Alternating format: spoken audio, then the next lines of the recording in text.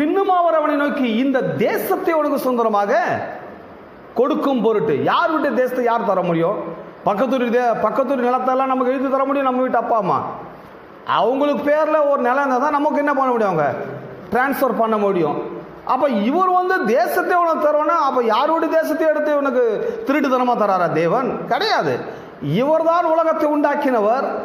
இவர் யாருக்காக உண்டாக்கினாரோ அவங்க அனுபவிக்க முடியாமல் உலகத்தில் இருக்கின்ற புறஜாதி ஜனங்களும் அதை அனுபவித்துக் கொண்டிருக்கிறார்கள்.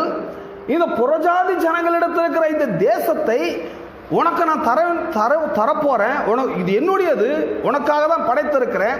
ஆனால் நீ அனுபவிக்காம உலகம் தான் அனுபவித்துக் கொண்டிருக்குது. எண்ணி பாருங்க, கொஞ்சம் யோசித்து பாருங்க. இந்த உலகத்தில் நாம் அனுபவிக்க வேண்டியதெல்லாம் உலகம் என்ன செய்து கொண்டிருக்குது, அனுபவித்துக் கொண்டிருக்கிறது. நம்ம கையில் பணம் இருந்தால் 4 ஸ்பீக்கரை வாங்கி போடுவோம், நம்ம கையில் பணம் இருந்தால் 4 கேமரா வாங்கி போடுவோம்.